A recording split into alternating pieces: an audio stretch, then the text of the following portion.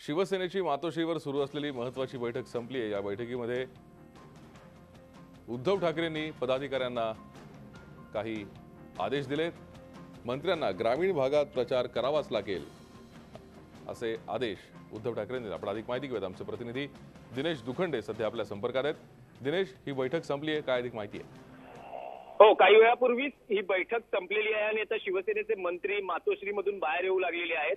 शिवसेनेच्या नेत्यांकडून, शिवसेनेच्या मंत्र्यांकडून जी प्रतिक्रिया मिळाली आहे त्यानुसार उद्धव ठाकरे यांनी मंत्र्यांना सक्त आदेश दिलेले आहेत की जिल्हा परिषद निवडणुकीच्या प्रचारासाठी सर्व मंत्र्यांना ग्रामीण भागात प्रचार सभांना, प्रचार यंत्रणेला जावं लागेल, तिथे सभा घ्याव्याच लागतील। नगरपालिका नगरपंचायत निवडणुकीमध्ये भाजप महाराष्ट्रात क्रमांक 1 चा पक्ष ठरली आहे आणि याआधीही शिवसेना भवनात जिल्हा प्रमुखांची त्यावेळेस बैठक झाली होती। उद्धव ठाकरे यांनी काही स्पष्ट शब्दात नाराजी व्यक्त केली होती। या प्रचार सभांमध्ये तुलनेने शिवसेना कमी पडली, शिवसेनेचे मंत्री प्रचारासाठी फिरले नाहीत, भाजपचे मंत्री संपूर्ण महाराष्ट्रात भिंगरी पाहायला लावल्याप्रमाणे प्रचाराला फिरले, स्वतः मुख्यमंत्र्यांनी सभा घेतल्या, त्या तुलनेत शिवसेनेने सत्तेचा उपयोग केला नाही। तसं जिल्हा परिषद निवडणुकांमध्ये होता कामा नये, सर्व मंत्री प्रचारांमध्ये सहभागी झाले पाहिजेत असे आदेश आहेत।